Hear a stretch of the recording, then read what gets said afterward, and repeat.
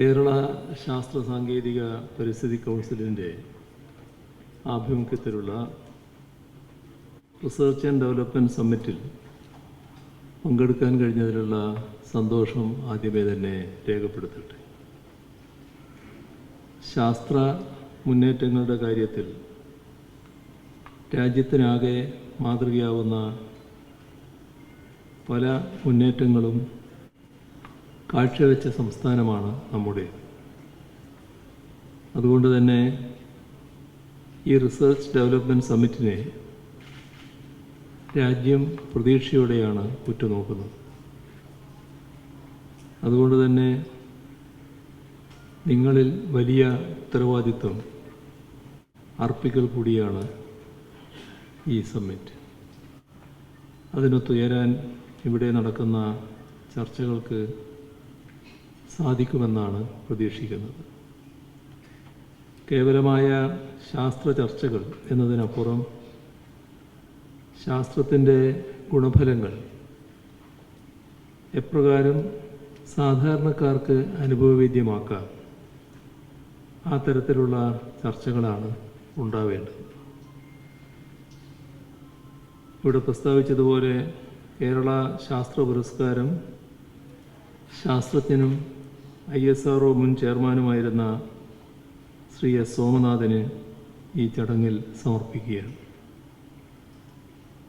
ബഹിരാകാശ പര്യവേഷണ രംഗത്ത് ഇന്ത്യയുടെ അഭിമാനമാണ് ശ്രീ സോമനാഥ്. അദ്ദേഹത്തെ ഈ ഘട്ടത്തിൽ ഹൃദയപൂർവ്വം അഭിനന്ദിക്കട്ടെ. ഇസ്രോയിൽ ജോലി ചെയ്തിരുന്ന ഘട്ടത്തിലാകെ അഭിമാനകരമായ പല നേട്ടങ്ങൾക്കും ചുക്കാൻ പിടിച്ച വ്യക്തിയാണ് അദ്ദേഹം.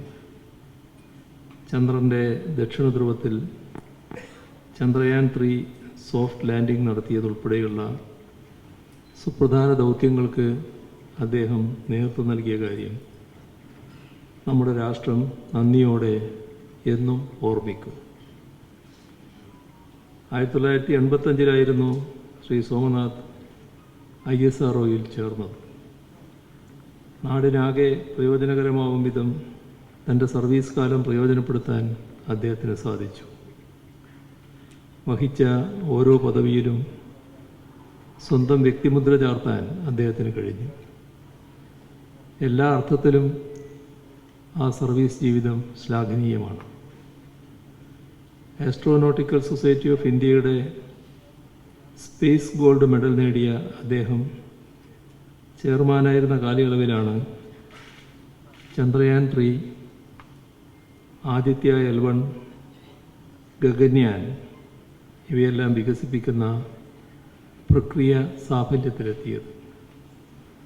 ശാസ്ത്രവും ശാസ്ത്ര ഗവേഷണ മുന്നേറ്റങ്ങളും വലിയ തോതിൽ സമൂഹത്തെ പരിവർത്തിപ്പിക്കുന്നതിനും ജീവിതാവസ്ഥയെ മെച്ചപ്പെടുത്തുന്നതിനും ഉപകരിക്കുമെന്ന് നമുക്കേവർക്കും അറിയാം. ശാസ്ത്രത്തിൻ്റെ അഭാവത്തിൽ മനുഷ്യരാശിയുടെ വികസനം അസാധ്യമാണെന്നതും അറിയാം. ആ കാഴ്ചപ്പാടോടെ രൂപപ്പെടുത്തിയ ശാസ്ത്രം ജനനന്മയ്ക്ക് എന്ന മുദ്രാവാക്യത്തിന് എല്ലാ കാലത്തും അതുകൊണ്ട് തന്നെ വലിയ പ്രസക്തിയുണ്ട്. ജനജീവിതത്തിൽ പ്രതിഫലിപ്പിക്കുമ്പോഴേ ശാസ്ത്രദൗത്യങ്ങൾ സഫലമാകുന്നുള്ളൂ. അതിനുതകും വിധം ശാസ്ത്ര ഗവേഷണ ഫലങ്ങളെ പരിവർത്തിപ്പിക്കുക എന്നതുകൂടിയാണ് ഈ സമ്മിറ്റിലൂടെ ലക്ഷ്യം വെക്കുന്നത്. സമൂഹം നേരിടുന്ന നിരവധി പ്രശ്നങ്ങൾക്ക് ശാസ്ത്ര ഗവേഷണങ്ങൾ പരിഹാരം കണ്ടെത്തിയിട്ടുണ്ട്.